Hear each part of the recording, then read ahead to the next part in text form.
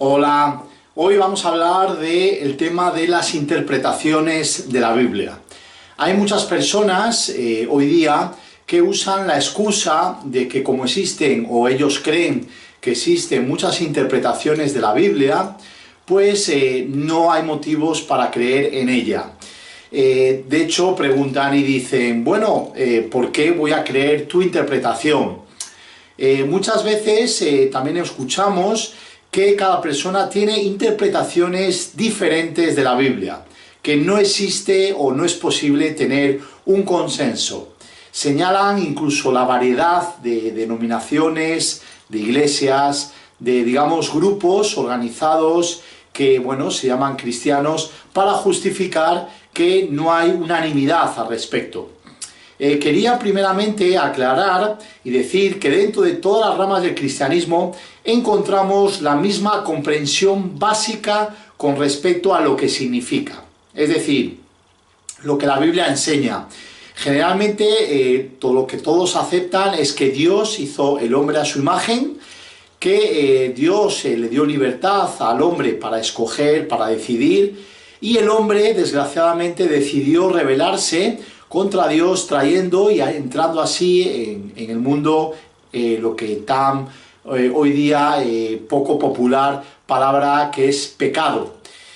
Cualquier persona, que es la buena noticia, puede recuperar esa relación perdida con Dios y entrar en una relación con Dios al colocar su fe en Jesucristo.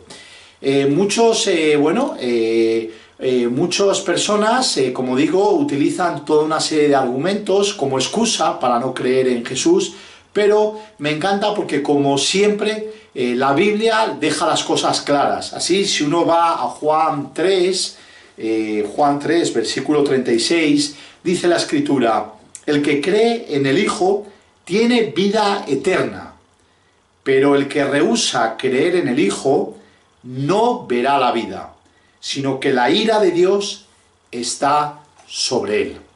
Podemos decir que la formación de distintas denominaciones o grupos cristianos distintos es el resultado más bien de factores sociales, factores culturales, factores étnicos, sociales, incluso personales muchas veces, y es por ello que a grosso modo existen tanta variedad de movimientos y de grupos religiosos.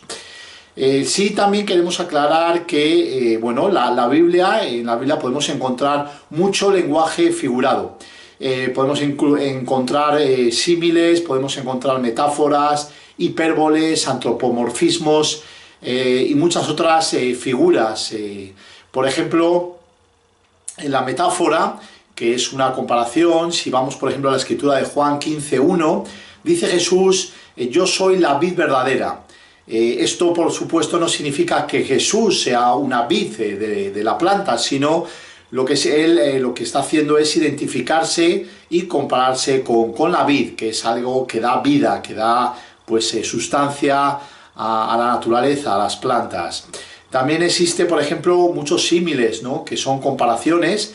Y por ejemplo, si uno va a Éxodo 24:17, dice: la apariencia de la gloria de Jehová era como un fuego abrasador en la cumbre del monte, a los ojos de los hijos de Israel. Es decir, está comparando Dios está comparando con un fuego abrasador. Está usando una especie como de comparación, y se está poniendo en el lugar de igual que un fuego nos hace que nos temamos acercarnos por miedo a quemarnos, pues igual. Otra figura que podemos encontrar, por ejemplo, son las hipérboles, que son exageraciones desmesuradas. Por ejemplo, si vamos a Juan 21:25, dice: también hay otras muchas cosas que hizo Jesús, las cuales, si se escribieran una por una, pienso que ni aun en el mundo cabrían los libros que se habrían de escribir. Es decir, está haciendo una especie de exageración, argumentando que si todo lo que Jesús hizo cuando estuvo aquí entre nosotros en la tierra, se pusiera por escrito, prácticamente no terminaríamos nunca de describir todas las maravillas que hizo, todos los milagros que hizo, toda la gente que sanó, toda la gente que cambió, que transformó vidas, etcétera, etcétera, etcétera. Y aquí lo que está haciendo la Biblia es jugar con esto y hacer, como digo, una exageración, una hipérbole. También existe lo que es el antropomorfismo, que es muchas veces atribuir a Dios carácter humano. Por ejemplo, Génesis 6:6 dice: se arrepintió Jehová de haber hecho hombre en la tierra y le dolió en su corazón. ¿Quiere decir que Dios tiene un corazón donde le duele? Bueno, entendemos que no es así, pero sí que para que podamos entenderlo, Dios se pone en nuestros zapatos y busca que nos familiaricemos con lo que dice, y en este sentido, pues en este caso utiliza un corazón y dice: le dolió en el corazón. También tenemos, por ejemplo, 2 de Crónicas 16:9, que dice: porque los ojos de Jehová contemplan toda la tierra, para mostrar su poder a favor de los que tienen corazón perfecto para con él. Es decir, nos está diciendo que Dios tiene ojos. ¿Es esto literal? Pues nosotros entendemos que no, que Dios está por encima del espacio, del tiempo y de lo que es el ser humano. Pero en nuestra mente limitada, pues para que podamos entenderlo, Dios utiliza este tipo de antropomorfismos para que podamos, comprenderlo mejor.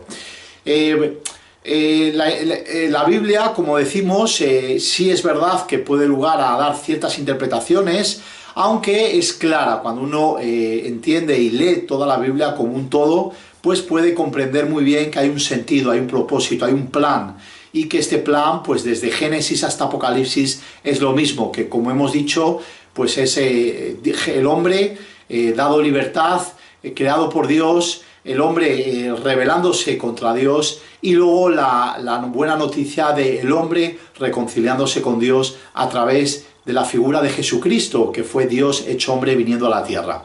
Gracias, y espero que esto pues nos ayude un poquito más en nuestra comprensión de la Biblia.